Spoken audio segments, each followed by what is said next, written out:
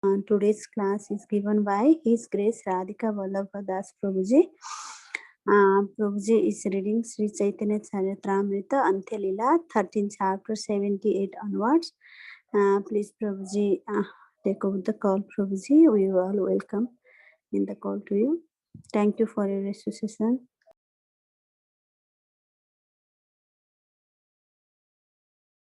Hare Krishna. Prabhuji, are you there?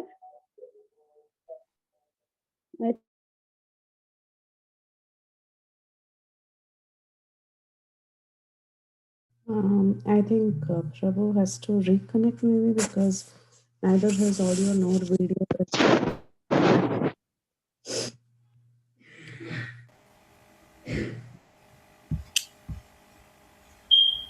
Krishna.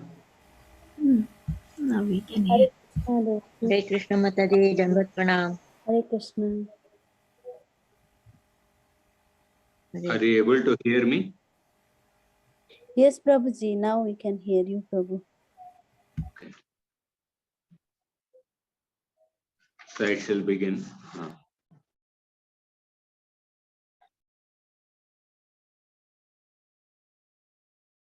Om Namo Bhagavate Vasudevaya. Om Namo Bhagavate Vasudevaya. Om Namo Bhagavate Vasudevaya.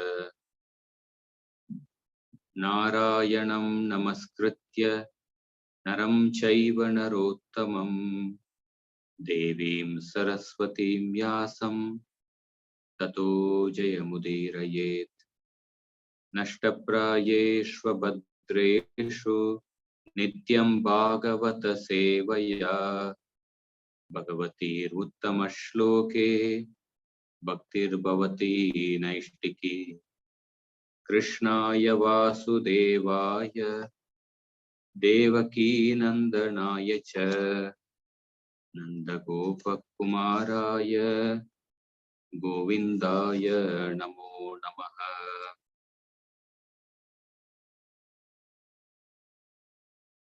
Om Jnanatimirandasya Jnananjana Shalakaya Chakshuronmilitam Yena Tasmai Shri Gurave Namaha.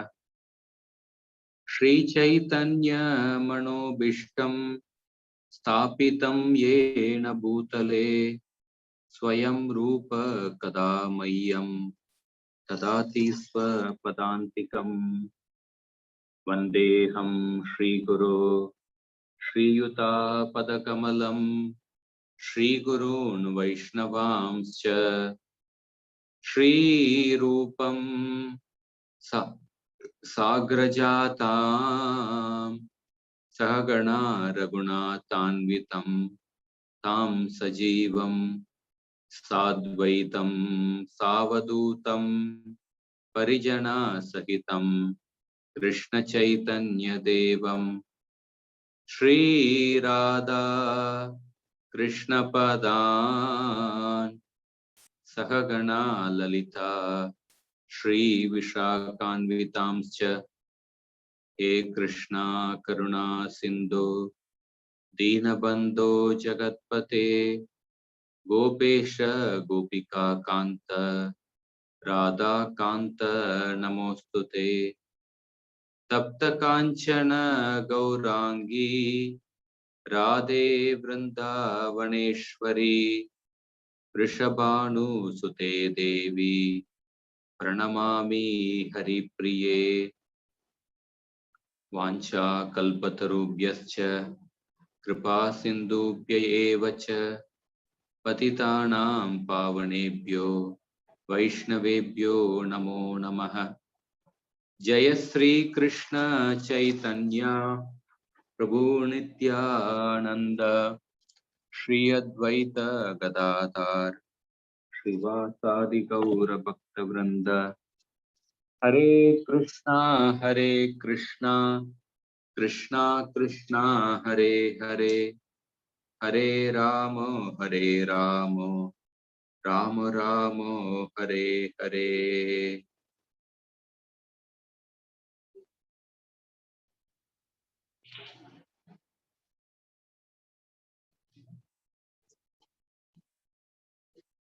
Hare Krishna. So welcome all the devotees for this Caitanya Charitamrita class. We are going to discuss from the Antya Lila, chapter 13, text number 78 onwards.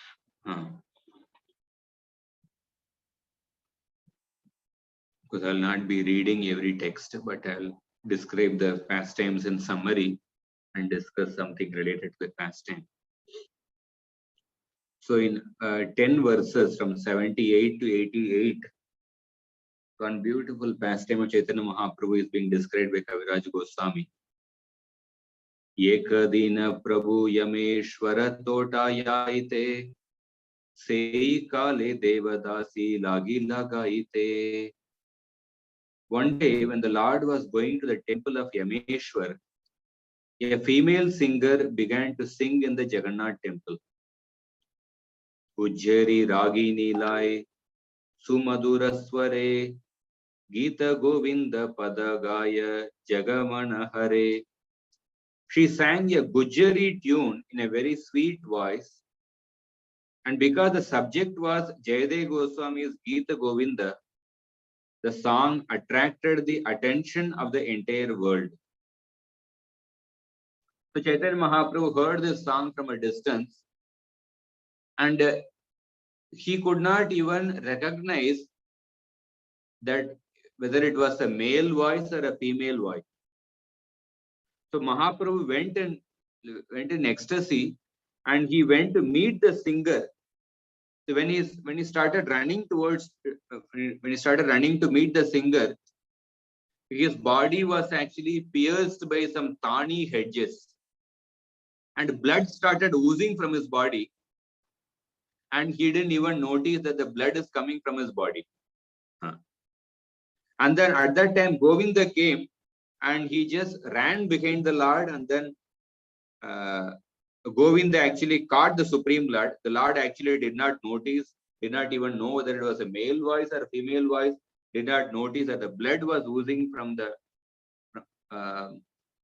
thorns, actually, when the body was pierced with the thorns. And Mahaprabhu was running rapidly. He was just a short distance away from that. He was about to go and actually embrace that girl who was actually singing that songs of Gita Govinda. And then Govinda caught Chaitanya Mahaprabhu and told that, oh, it is a woman singing. And Mahaprabhu said, when he heard the word, oh, it is a woman singing, the Lord actually came to external consciousness, and then he turned back. And he told Govinda, oh, today you have saved my life. If I had touched the body of a woman, I would certainly have died. So you have saved me from actually committing suicide. So for the help which you have rendered, I will not be able to repay this debt towards you. And then Govinda said that actually Lord Jagannath has saved you. I am simply insignificant. Then Mahaprabhu says that actually, my request is that please stay always with me and please protect me, because there is a danger everywhere. Then Mahaprabhu returned home. When Swarup Damodar Goswami and others heard this pastime, they became very much afraid. So this is the pastime we are going to discuss. Very short and sweet pastime, but we'll try to discuss some points related to this first. So here we see the pastime begins with Mahaprabhu hearing that Gita Govinda sung by this Devadasi singer, a girl in Jagannath Puri.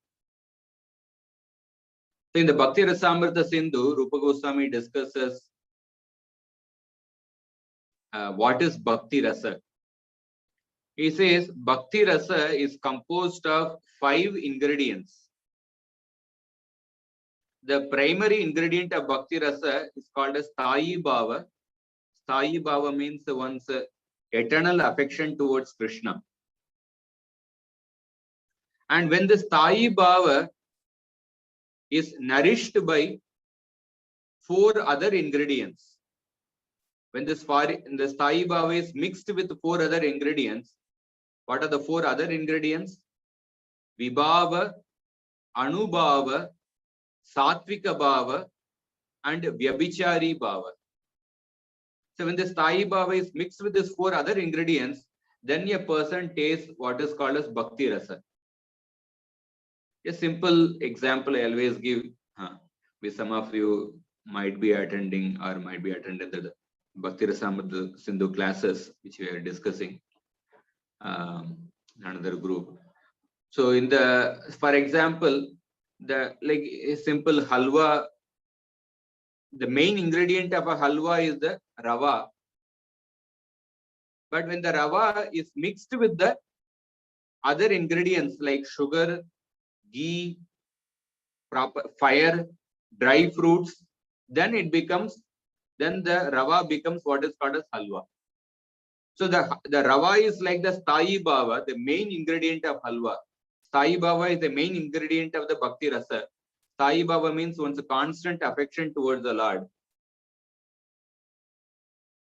Just like the rava is, when it is mixed with the other 4 ingredients through a proper process, it is not a mixture, just you mix it together.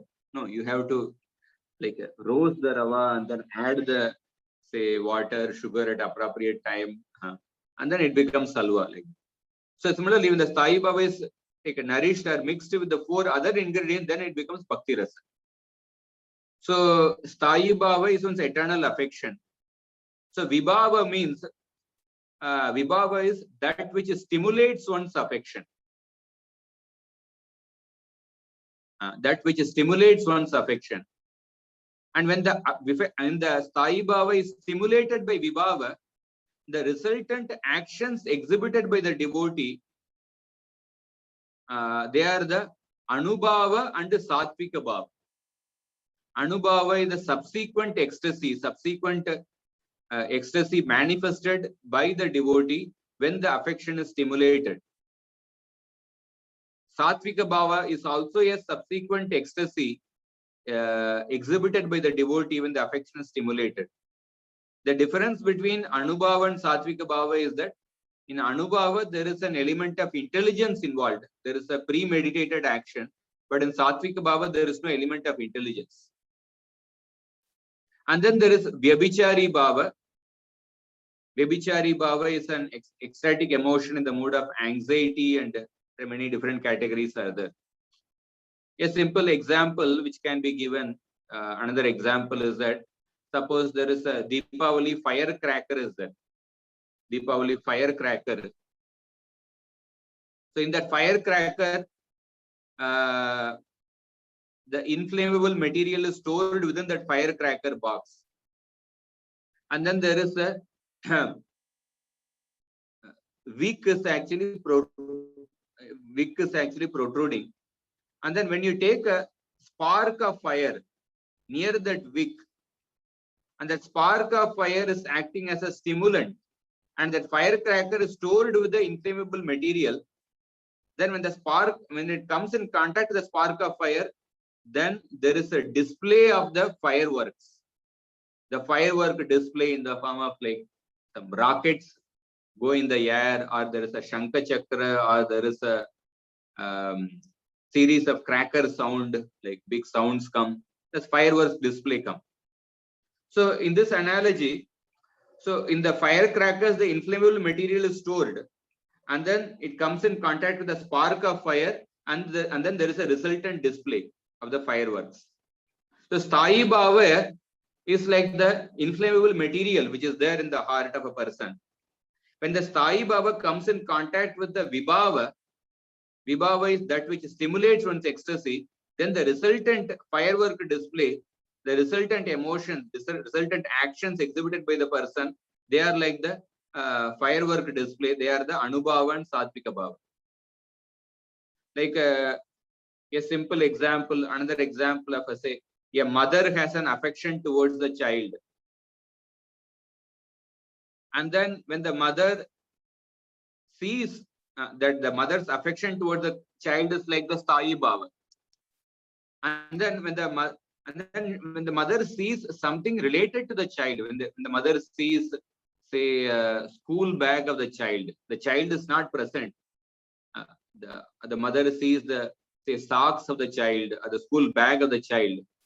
And that school bag acts as a stimulant that awakens the affection of the mother towards the child. And then the mother starts shedding tears. The school bag is acting as a stimulant, is like the vibhava. And then the resultant action of the tears is like the anubhava on the sattvika bhava. So coming to the, or another example is, like suppose a person has a great attraction for movie songs, and then suddenly he hears another person's mobile ringtone in which a particular tune of a movie song is actually ringing. So that tune of the movie song acts as a vibhava, and in his heart he has that attraction for the movie songs. And then as soon as when he hears the tune, then he starts singing that song only. And that resultant action of singing that movie song, that is like the anubhava and the sattvika bhava. So this is a general concept which we see in any day-to-day this thing. So if the, like, somebody else who may not have attraction for the, say, that particular movie song, he may not be aware of the movie song. When he hears the mobile ringtone, he may not have any feeling. For him, it will not make any difference. Or like the mother sees the school bag, but some other lady sees the school bag of this child, then she will not feel actually any emotion, because that school bag is not the school bag of her child. So therefore, this is the concept of the sthayi bhava, vibhava, anubhava, sattvika bhava, and vyabhichari bhava is another concept. Vyabhichari bhava is something, it may appear to be going against the sthayi bhava, but it nourishes the sthayi bhava in a special way.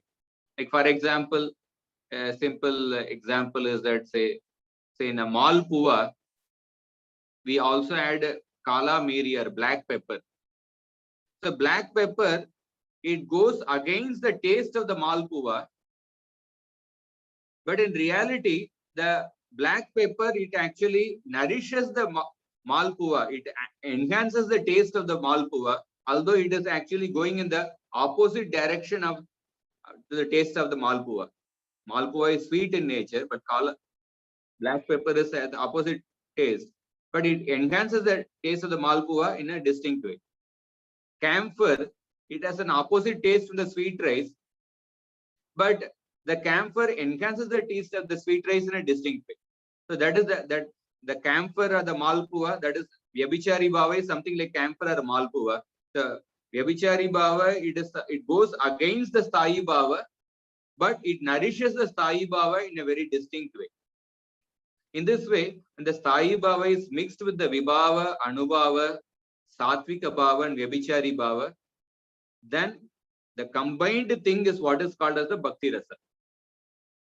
The vyabhichari bhava, a simple example is, it is like the, another example, it is like the, another, like in say jaljeera juice. We may put some particular masala, which has a particular taste. It may be, when you take it separately, it will be very bitter, it will be very hot. But when you put in the jaljeera juice, it enhances the overall taste. So an example of vyabhichari bhava is like, suppose a mother sees the child about to fall down from the staircase.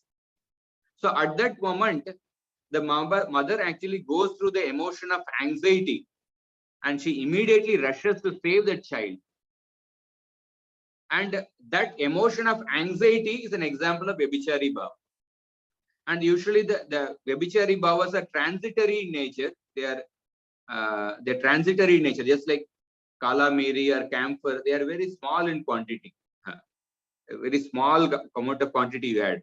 Similarly, vyabhichari bhavas are very transitory in nature, but it actually adds to the entire taste of the bhakti rasa. So here, coming to this particular pastime of Mahaprabhu, so here the Devadasi singing this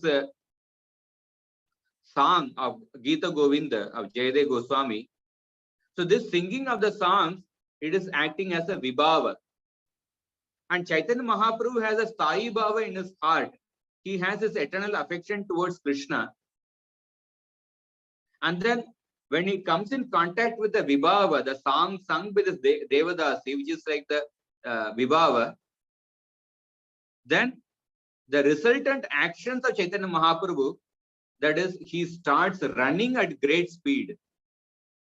That resultant action is like the Anubhava and Satvika Bhava. So somebody who does not have the Sai Bhava, when he hears the same song, for him no feelings will come. So for him no feelings will come. So let us say once one devotee asked Jananivas Prabhu, like, what are we supposed to feel when the darshan of the Lord opens in the temple? The Shringar darshan opens. Jananivas Prabhu said that actually we are supposed to fall down in ecstasy, and we are supposed to become unconscious. What he meant is that the darshan of the Lord is like the vibhava, and if we really have the Sai Bhava, the eternal affection towards the Lord, and that darshan will awaken that Sai Bhava, that will stimulate our Sai Bhava, then a person will actually go into ecstasy.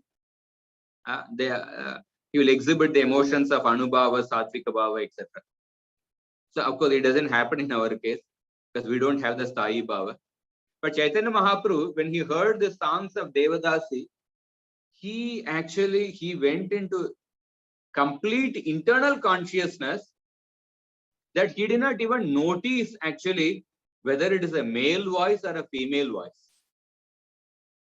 And he went into such a deep absorption, and he was running at great speed. His body was pierced by the thorns. Blood started coming, but he did not even notice that. So Rupa Goswami says that one of the type of anubhava, I mentioned the example of shedding the tears, but one of the type of anubhava, there are many categories of anubhava, many different emotions are there in anubhava, and many different emotions are there in satvika bhava. Ashta satvika vikar, we say 8 symptoms of ecstasy. So anubhava also has some, I think 14 or 15, something like that. So one of the type of anubhava is loka anapekshita. That means when a person goes into that ecstasy, when his affection for the Lord is stimulated, then he disregards what is happening around. Like he actually, there is a disregard for all others. He completely becomes oblivious to the surroundings. And just like the example is that the wives of the Brahmanas in the 10th canto, they had been hearing about Krishna regularly from the different vegetable sellers who were coming from Vrindavan. By hearing about Krishna regularly, they had developed the Sai Bhava. They developed an affection towards Krishna in a very deep way.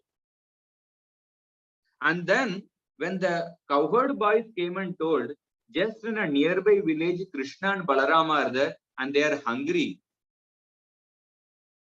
They just mentioned this, and these words of the cowherd boys acted like the vibhava.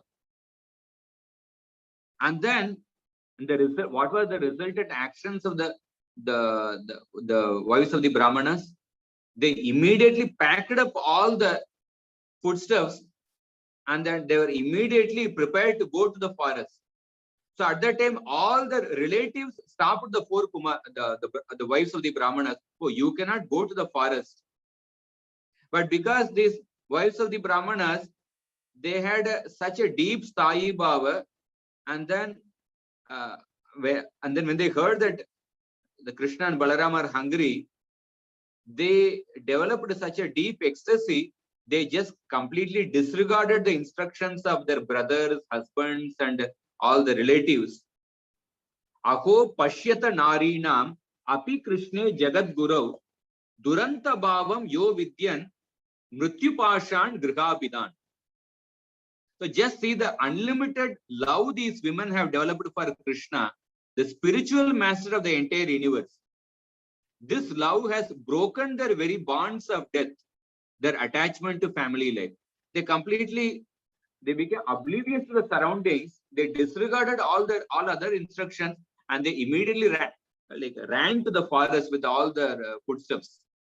This is one of the type of anubhava called as loka anapekshita, and Chaitanya Mahaprabhu is also exhibiting the similar anubhava over here. Because just by hearing that song, Mahaprabhu started running at the great speed. But sometimes people will get bewildered. Suddenly a person starts running. There is no running race or something. When you see that nothing like that, you may feel like, why the person is running? One may, and people will become bewildered. But Mahaprabhu went into such internal consciousness, and he became oblivious to surroundings. He started running, and he didn't even notice whether it's a male voice or female voice, because he was completely absorbed in internal consciousness. And then another type of anubhava which Mahaprabhu is exhibiting over here is that one anubhava is called as raktodgama.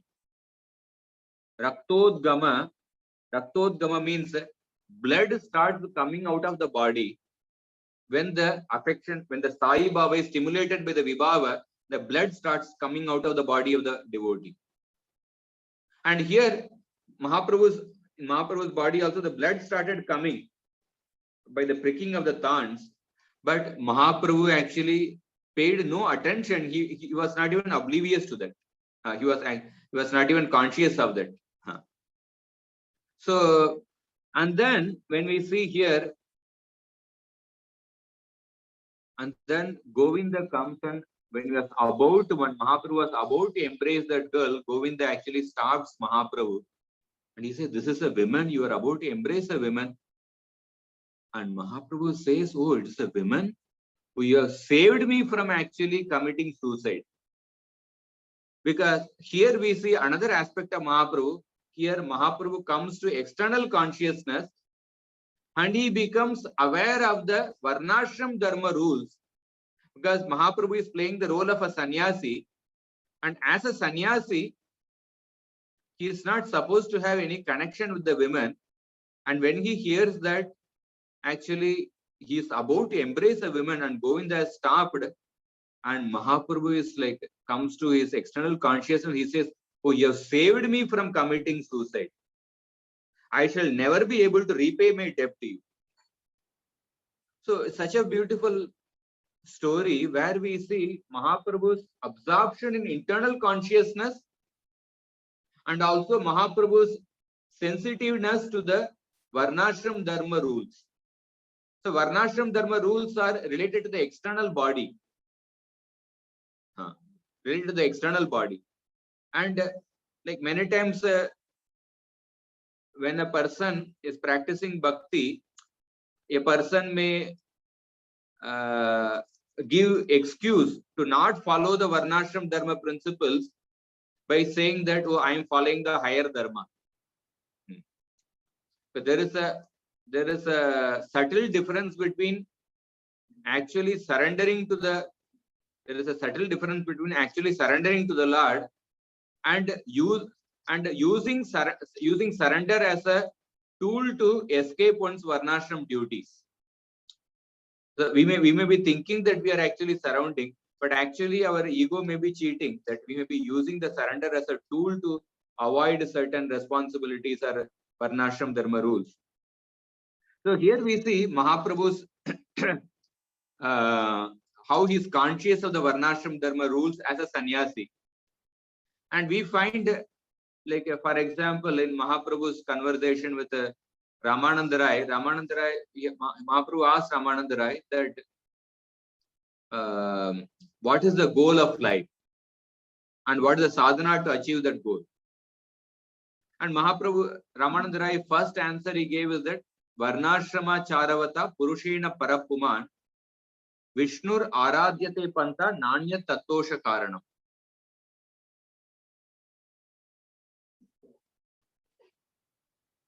Nanya Tattosha Karanam.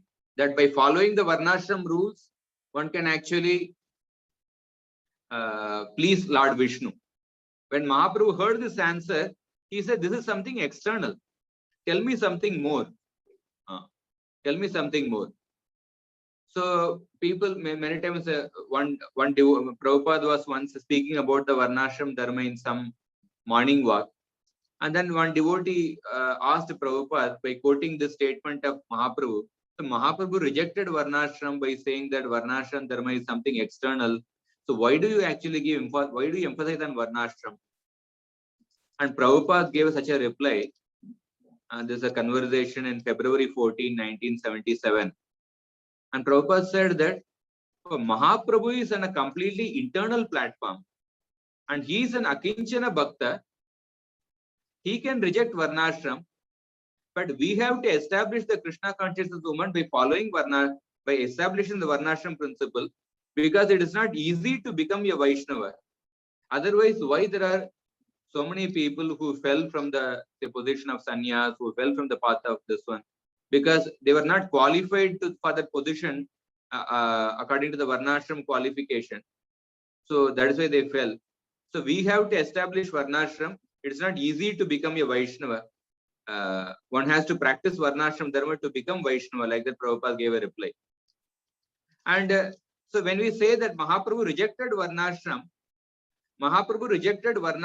as the goal of life. But Mahaprabhu did not reject Varnashram as the lifestyle to observe in our life. Because the whole Ramananda Rai Samvad, the whole Samvad begins with Mahaprabhu asking the question, what is the highest sadhya and what is the sadhana? So both as a sadhya as well as the sadhana, Mahaprabhu rejected Varnashram. But as a lifestyle, Mahaprabhu did not reject Varnashram. And we have so many instances from Mahaprabhu's pastimes. I'll just mention those pastimes, how Mahaprabhu was conscious of the Varnashram rules. And one pastime is the present pastime we are reading, where Mahaprabhu, when he heard that he was about to embrace a woman, that he became conscious of the Varnashram Dharma rule of a sannyasi. And then another pastime is the Chota Haridas pastime. It is said that Mahaprabhu Kripa Sindhu Tepare Bhujite Priya Bhakta Dosha Karena Dharma Bhujaite. Mahaprabhu is the ocean of mercy who can understand Mahaprabhu, but when he chastises his dear devotees like Chota Haridas, he certainly does to re-establish the principles of religion or duty. Well, Mahaprabhu wanted to actually show how a person in the renounced order should be cautious about his dharma. But that's what he established using the Chota Haridas. Another example is that Mahaprabhu, when he was a Grahastha, when his first wife died, he actually he knew that at that time Mahaprabhu was 20 years old, and he knew that he would take sannyas at the age of 24. But still Mahaprabhu married for the second time, because Mahaprabhu wanted to follow the Varnashram Dharma principle that living in a house means living with a wife. That means living in a householder ashram, Grahastha ashram. Mahaprabhu did not want to stay in between say brahmachari or a Grahastha. He wanted to observe the Varnashram Dharma rules. So there also we show Mahaprabhu's respect for Varnashram Dharma rules. And then as a Grahastha, when his father died, Mahaprabhu went to Gaya to perform the Shraddha for his father, which is also a dharma of a Grahastha. And then we also see later in the 19th chapter, Kaviraj Goswami calls Mahaprabhu as a Matru Bhakta Shiromani. Mahaprabhu says that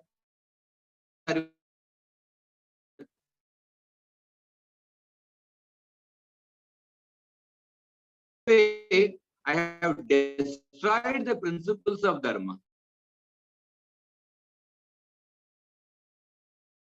Of actually not following his duty as serving the mother. So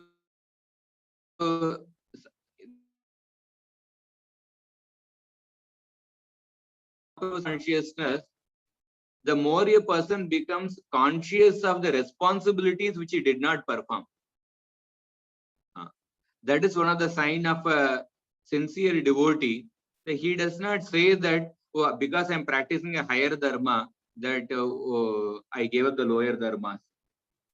No, rather a devotee, he will increase the surrender to the Lord, but at the same time, a devotee will feel that he becomes conscious of some of the lesser responsibilities which he did not perform.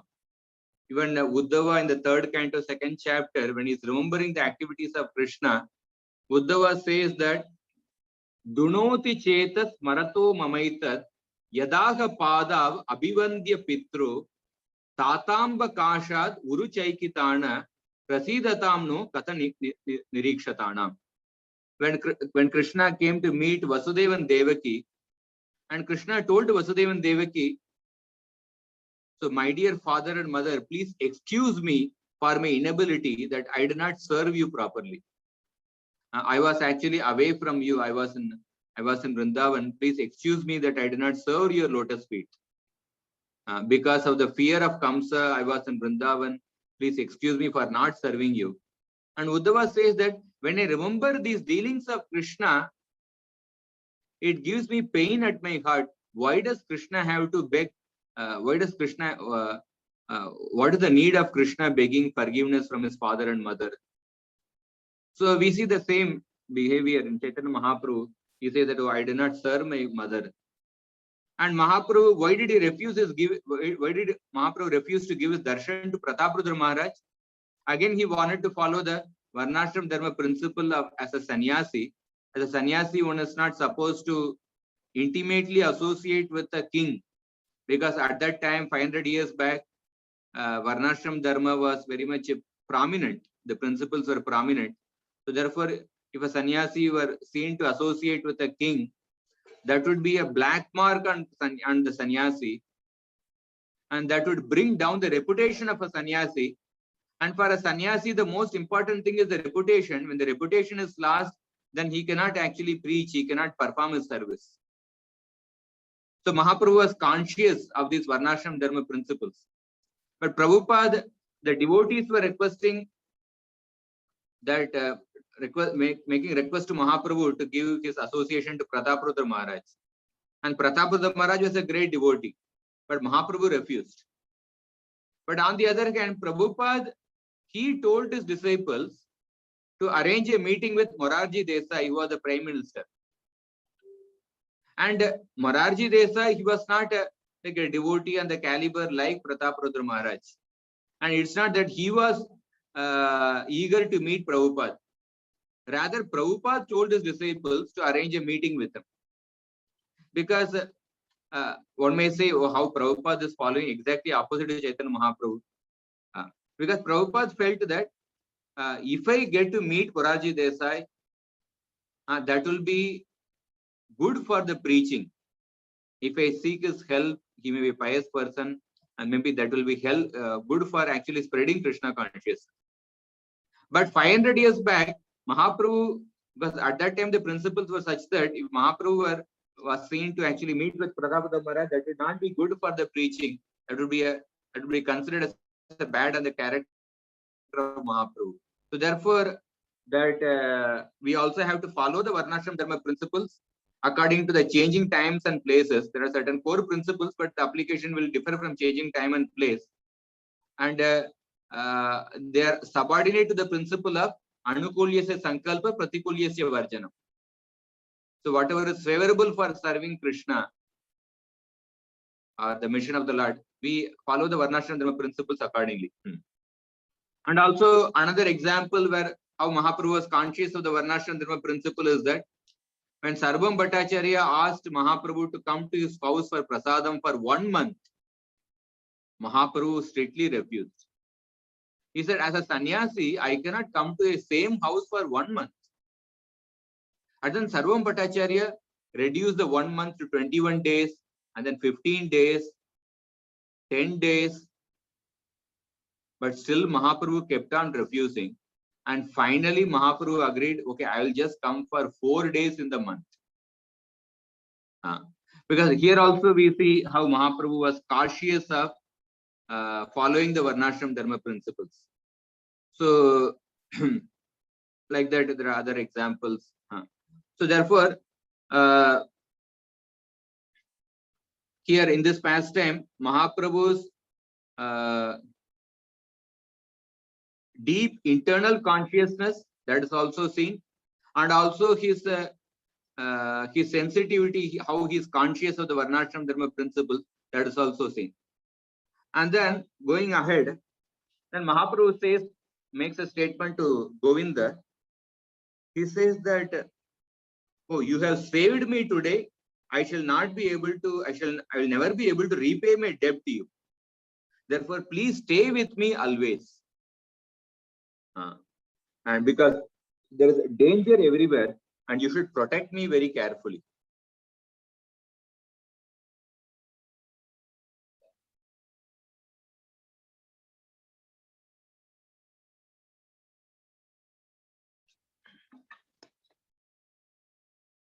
So here we see there's another beautiful principle which comes.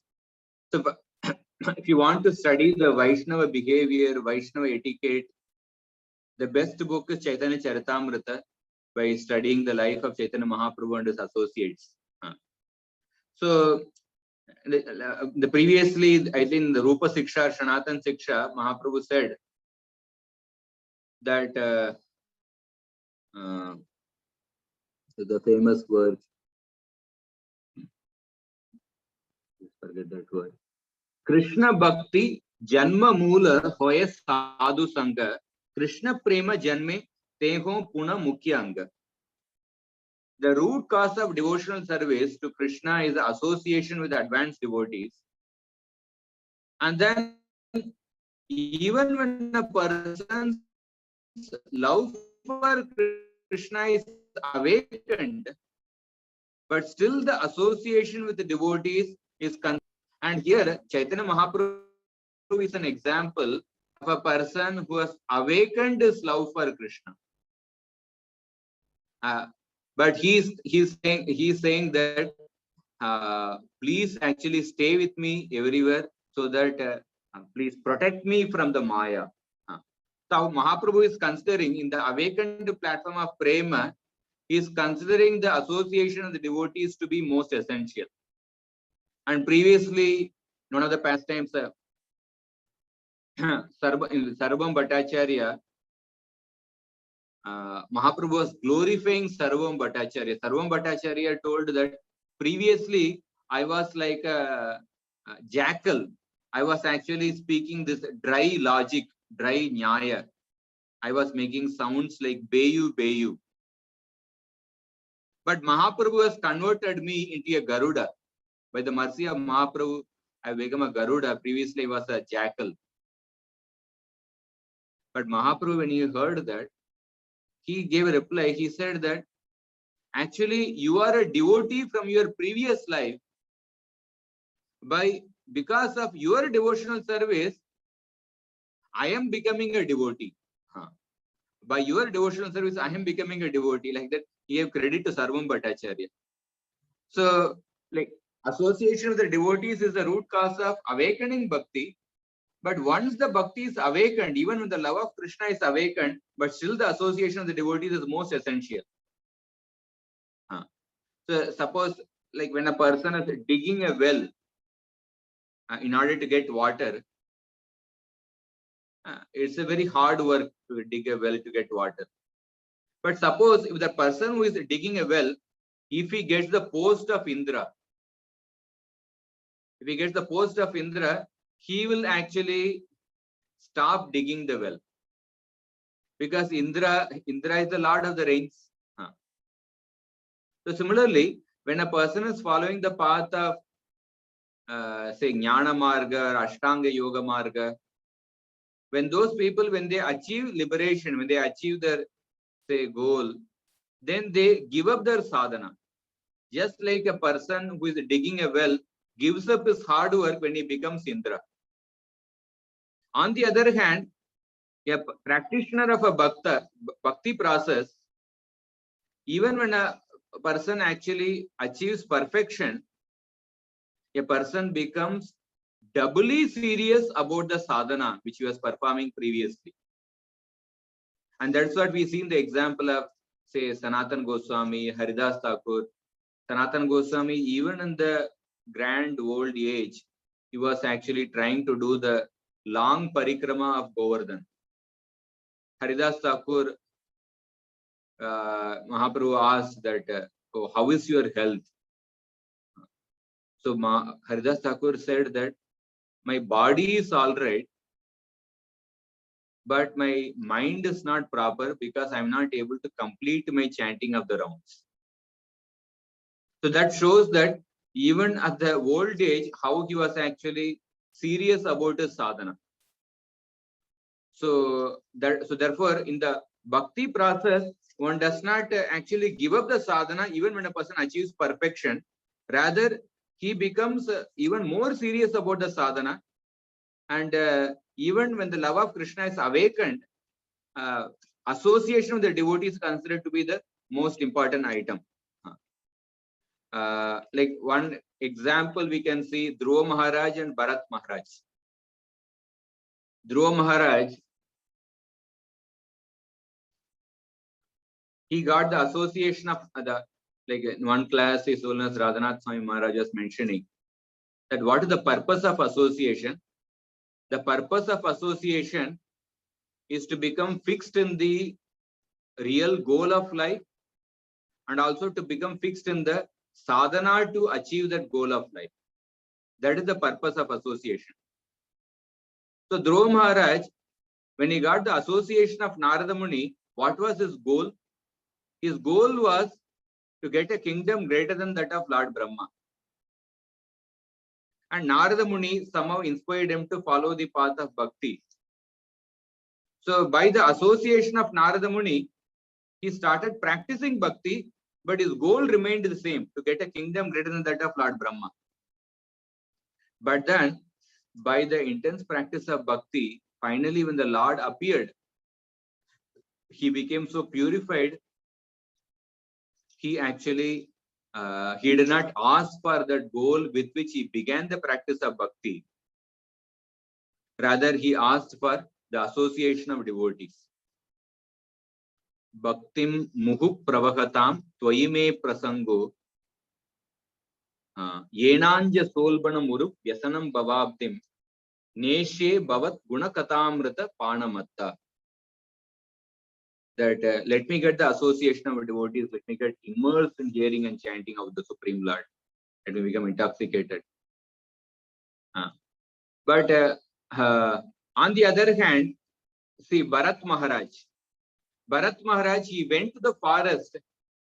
He knew he went to the forest to achieve the goal of life, to achieve love for Krishna. Dhruva Maharaj also went to the forest, but to get a kingdom greater than that of Lord Brahma. But Bharat Maharaj went to the forest to achieve love for Krishna, and he was so fixed in the sadhana of worshipping the Shaligram Shila and performing his chanting, etc. But when he became attached to the deer, he did not have the association of the devotees. He did not consult his spiritual master. He did not consult any other devotee.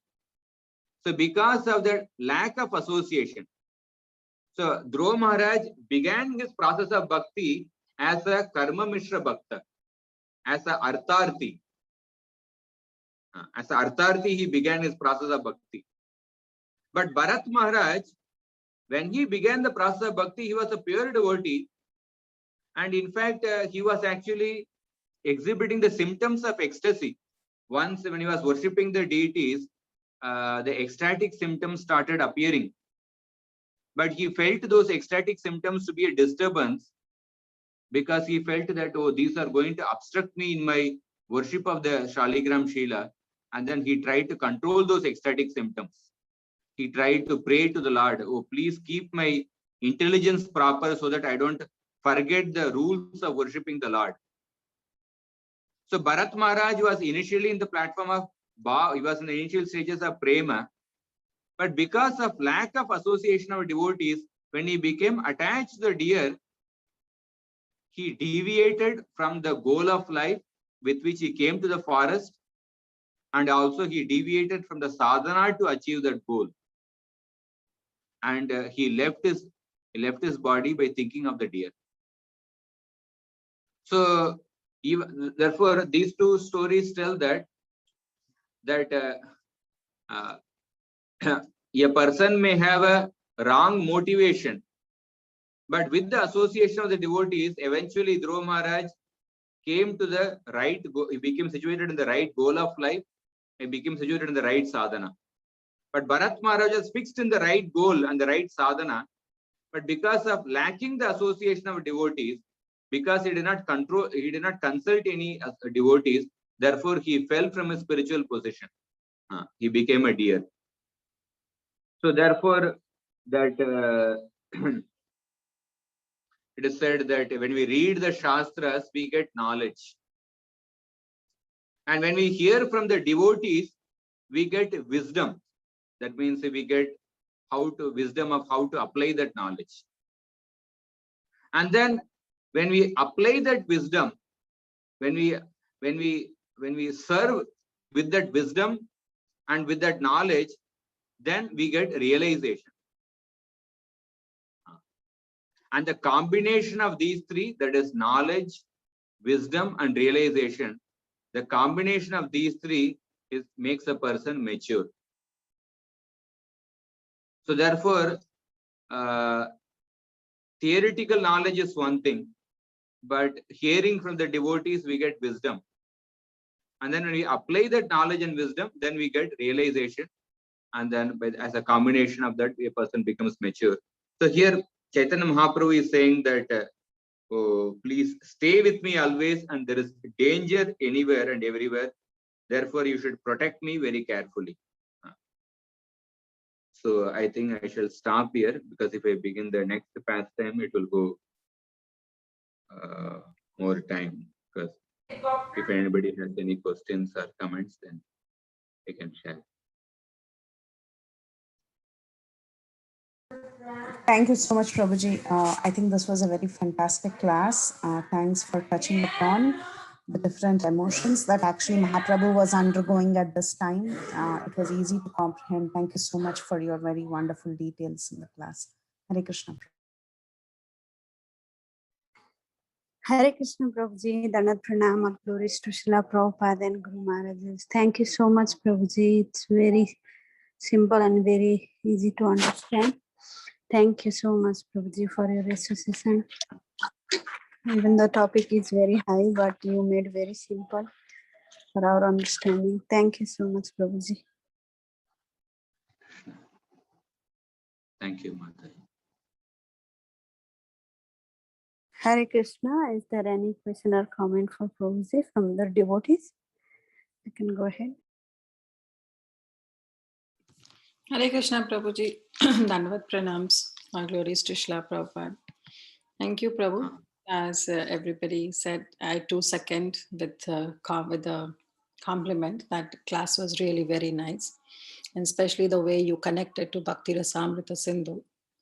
So my question is that you were talking about Sthai Bhava, then Vibhava, Anubhava, Satvika Bhava, and Vyabhachari Bhava. So the difference between Anubhava and Satvika Bhava, you said that, of course, there are differences between the various type of emotions one develops. Like in Satvika, there are 8, and Anubhava, there are around 14, 15.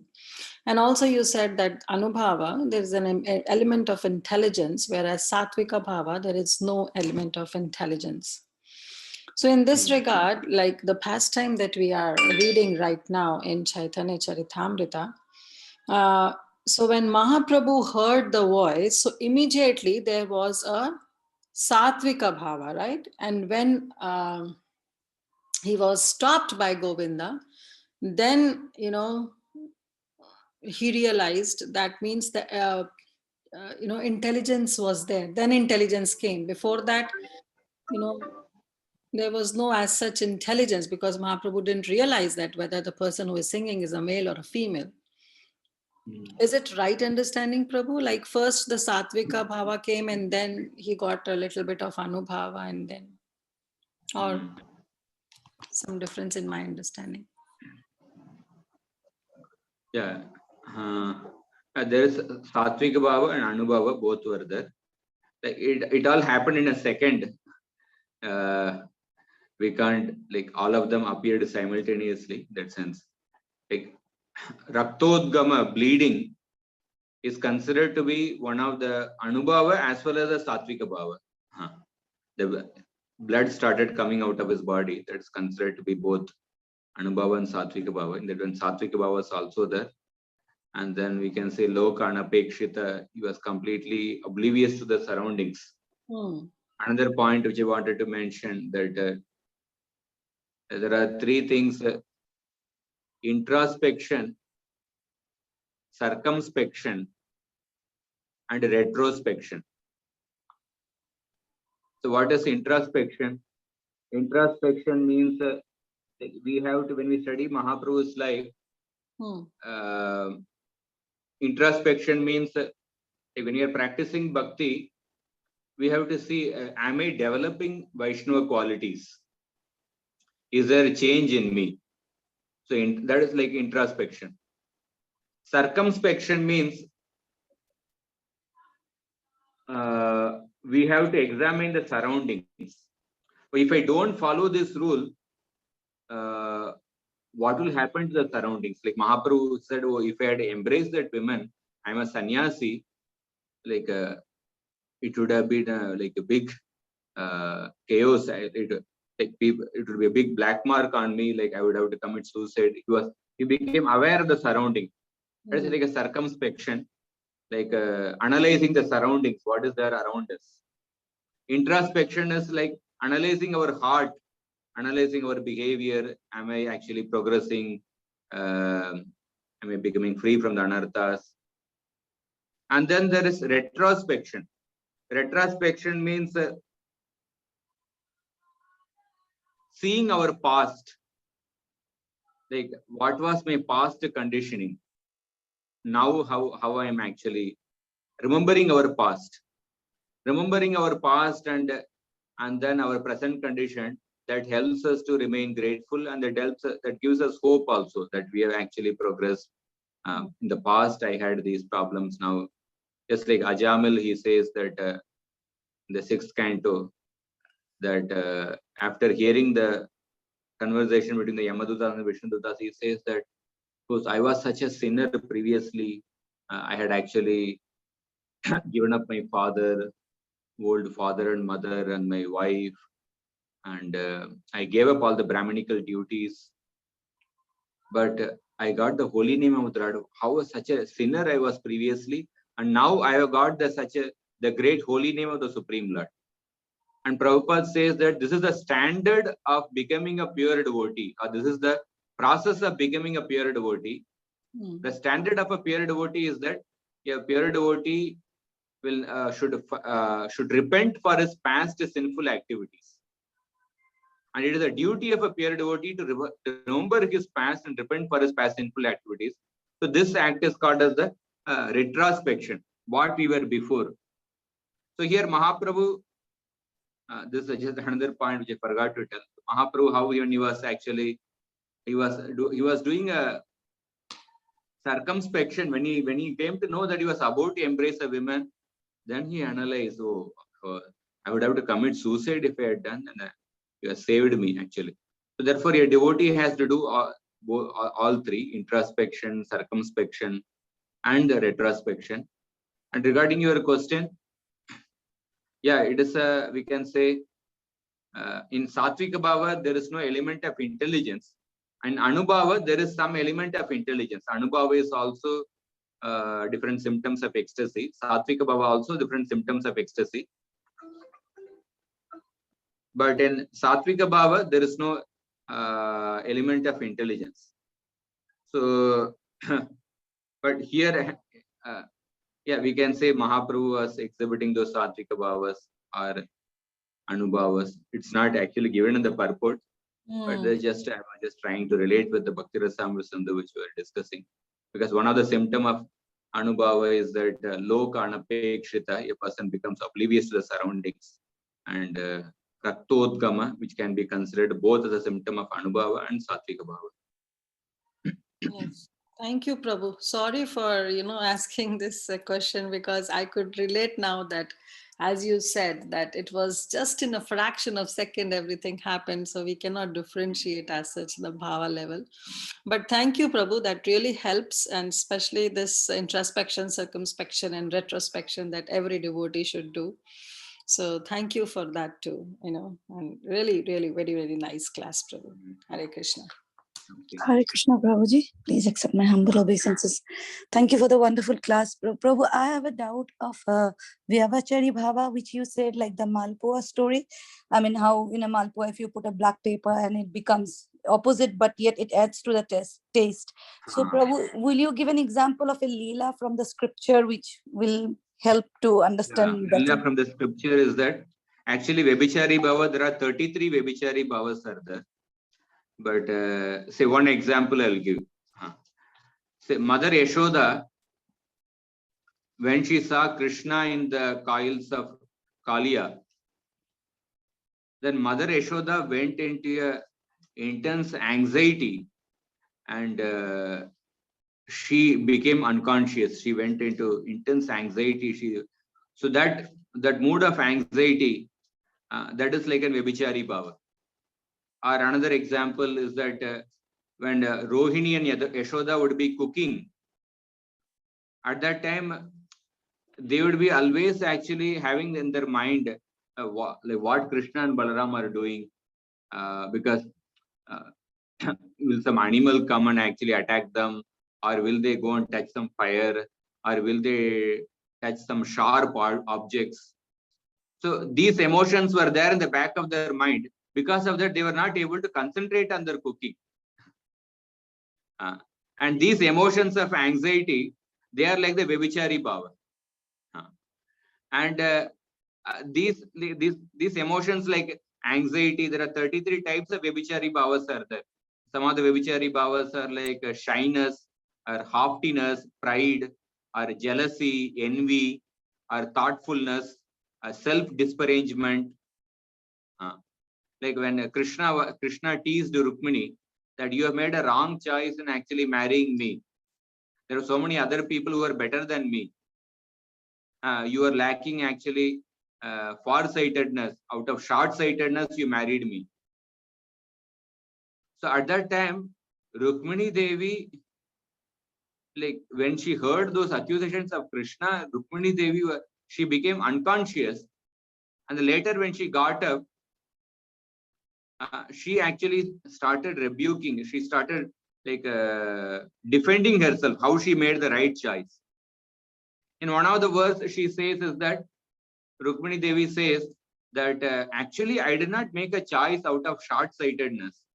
You said that like without examining the other better personalities than me, you married me. But rather I made an exhaustive universal appraisal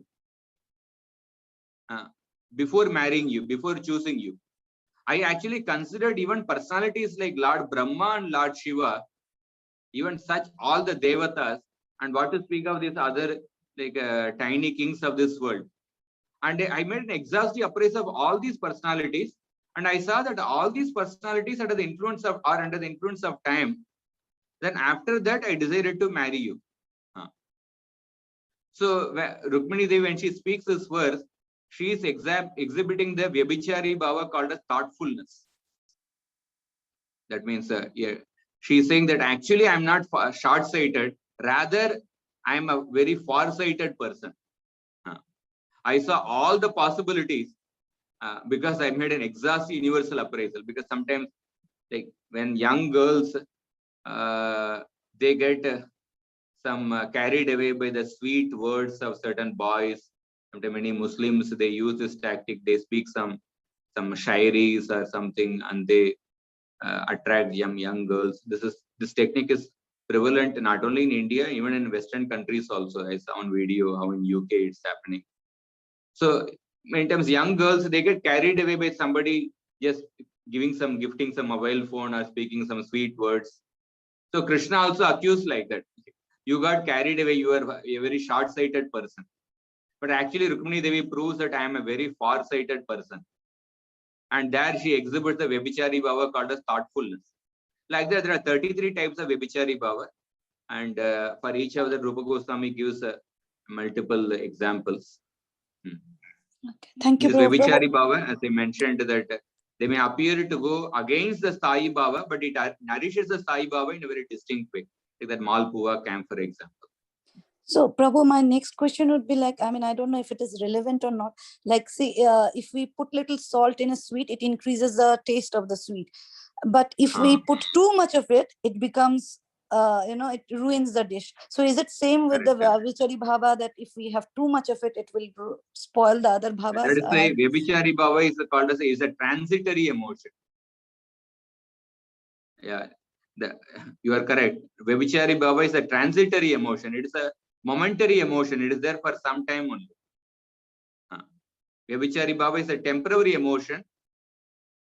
And some of the Vyabhichari Bhavas may leave behind a lasting impression, but it's a temporary emotion. So, okay, just like you add a little salt to the sweet, or sometimes you may add a little ghee to some sabji, little sugar to the sabji. It's an opposite taste, but that little this one, it may enhance the taste. So Vyabhichari Bhava is a transitory emotion, it's a temporary emotion. It is an opposite to the Sthayi Bhava, but it enhances the taste of the Sthayi Bhava and gives the overall experience of Bhakti Rasa. It plays its role.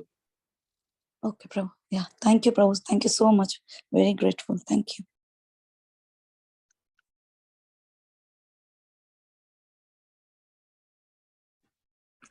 Hare Krishna Prabhu, Danvat Pranam, Srila Prabhupada Ki Jai, Guru Maharaj Ki Jai. My name is Sandy. I'm from Orlando, Florida. I'm new, and sometimes when we have to like dress the deity or bathe them and stuff, knowing that Mahaprabhu didn't like female to come close to him, sometimes I feel like it's wrong because we have to like massage him and everything. So is that can you explain? You are asking that can we dress Chaitanya Mahaprabhu, serving the deity of Chaitanya Mahaprabhu? Yes, the deity when we're doing it, because I feel like yeah. Thank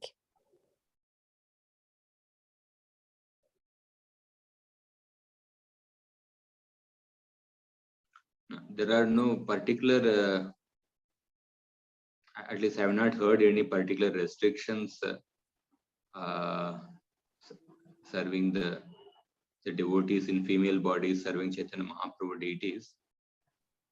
Because in our temple also, Mataji's dress, Gaurnitai deities, bathing them. We also dress Chaitanya Mahaprabhu, because we are not dressing Chaitanya Mahaprabhu in the sannyasi vesh. Because in the ISKCON temples, when we dress Chaitanya Mahaprabhu, we dress them gorgeously as Mahaprabhu as a grahastha, because the different ornaments and this thing. So I think it is allowed. We are not dressing Chaitanya Mahaprabhu in a sannyasi vesh. Okay, Prabhu. It's just that I feel like while I'm doing it, I feel that I don't know. I feel like, is this right? Am I doing something wrong? But you explain it. Thank you, Prabhu. Hare Krishna.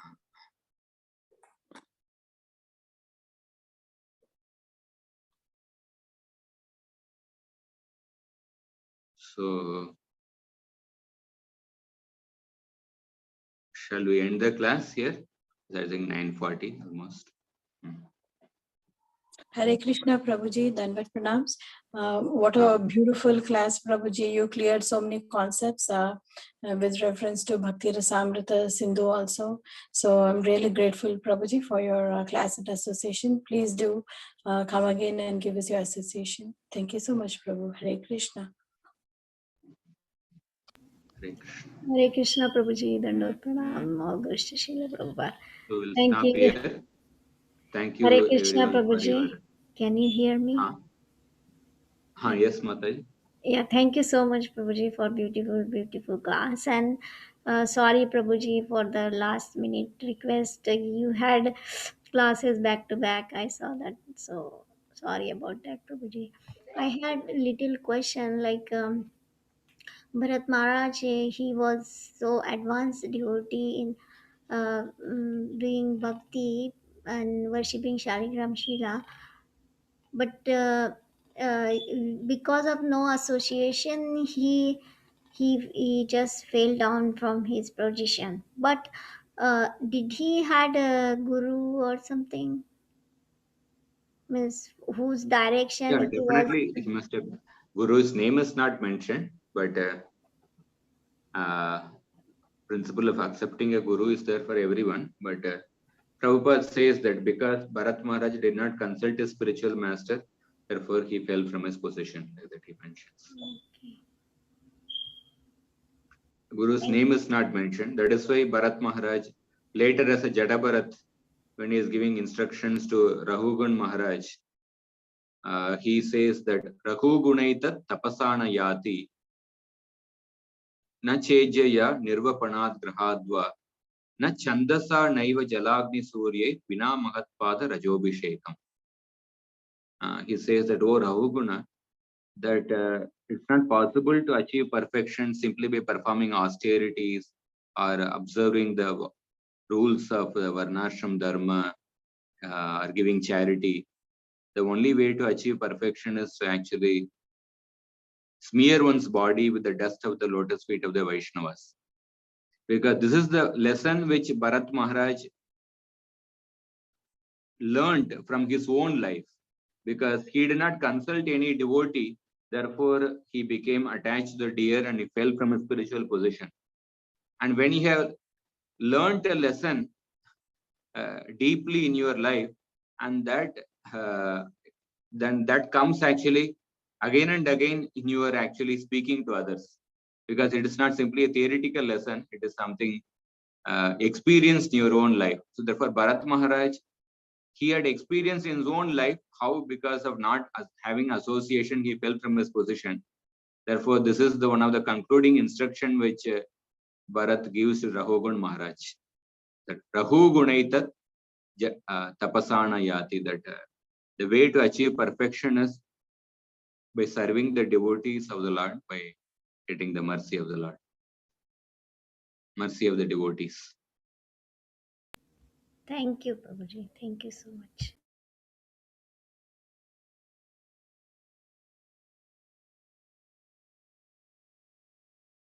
Hare Krishna Prabhuji, Koti Dandavad Pranam. Srila Prabhupada, Srila Gurudev Ki Jai. Thank you, Prabhuji, for your nectaring class. Hari Hari Gauranga. Thank you, Mother. Anjana Gopika Mataji, you can take care now.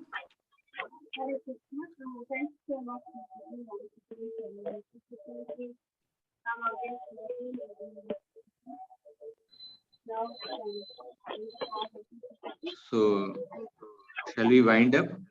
Yes, Prabhu. Anjana Gopika Mataji, we cannot hear you. So, on behalf of her and all the this Bhakti Sangha group, we thank you. Thank you so much, Prabhuji, for your. Yes, thank you so much. Please, Prabhuji, please come again and give your association. Now you can end the call. Thank you all the devotees for joining. Vansakalpatarvesta Kripa Sindhubheta Patitanama Pavanebhyo Chaitanya Charitamrita ki jai.